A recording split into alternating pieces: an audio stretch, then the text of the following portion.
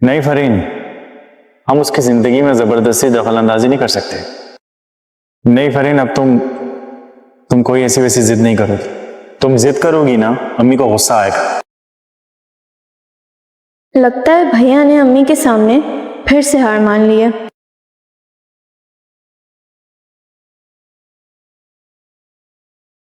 کتنی بار بھیا کو سمجھایا ہے، کبھی خود بھی فیصلہ کر لیا کریں۔ یا خدا، میرے بھیا کیوں اتنے ڈرپوک ہیں؟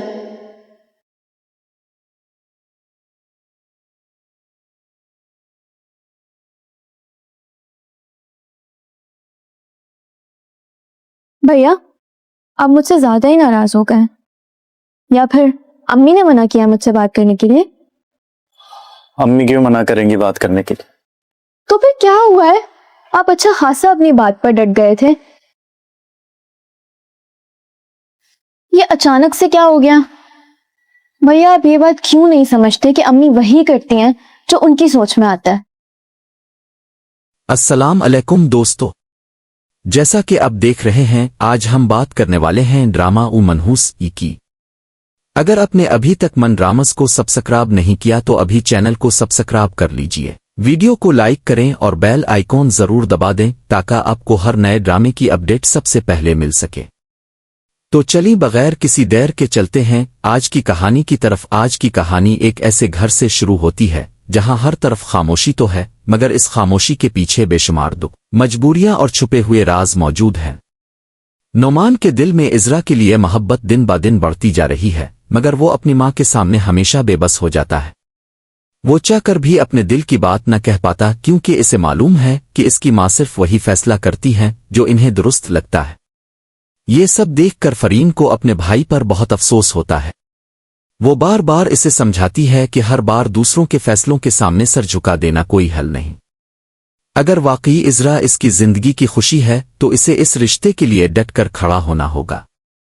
لیکن نعمان مایوسی سے کہتا ہے کہ عزرا نہ صرف اس رشتے سے انکار کر چکی ہے بلکہ اب تو وہ اس سے بات کرنا بھی پسند نہیں کرتی۔ اس کے نزدیک عزرا کے دل میں اس کے لیے کوئی جگہ باقی نہیں رہی۔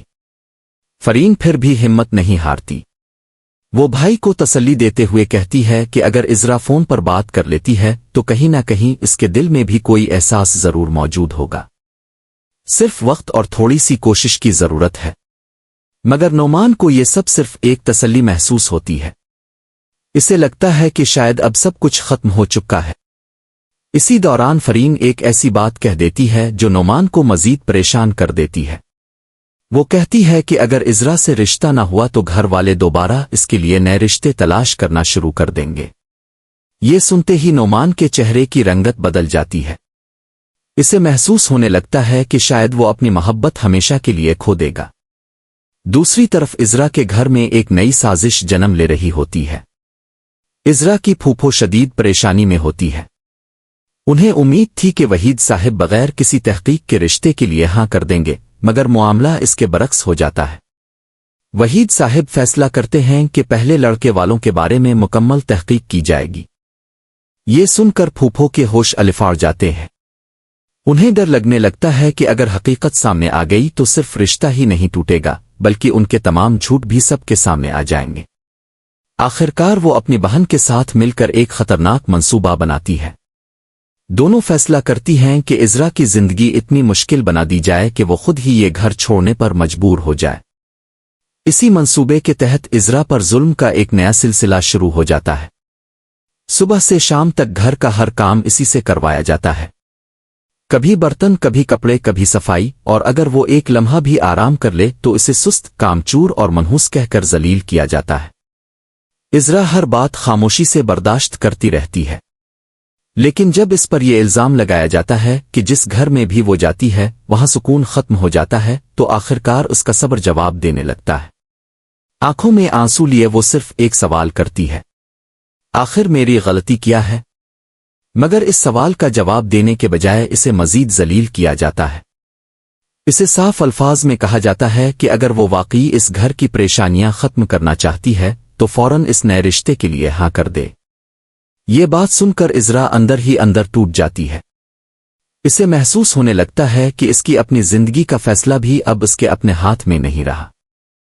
यहीं से कहानी एक ऐसे मोड़ पर पहुंचती है जहां हर किरदार अपनी अलग जंग लड़ रहा है और आने वाले लम्हे सब की किस्मत बदलने वाले हैं। उधर इज़रा के दिल पर एक के बाद एक वार किए जा रहे होते हैं, जबकि दूसरी तरफ नोमान की बेचैनी हर गुजरते लम्हे के साथ बढ़ती जा रही होती है। वो बार बार इज़रा को फोन करता है, मगर हर मर्तबा इसकी कॉल बगैर जवाब के काट दी जाती है।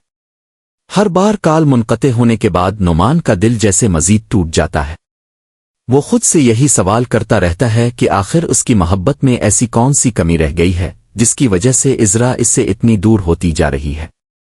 फरीन अपने भाई की ये हालत देखकर खामोश नहीं रहती। वो फैसला करती है कि अब वो खुद इज़रा से बात करेगी और असल हकीकत जानने की कोशिश करेगी। जैसे ही फरीन इज़रा को फोन करती है, काफी देर बाद कॉल रिसीव हो जाती है। फरीन नर्म लहजे में इसकी खैरियत पूछती है, मगर इज़रा की आवाज में अजीब सी बेबसी और टूटा हुआ पिन साफ महसूस हो रहा।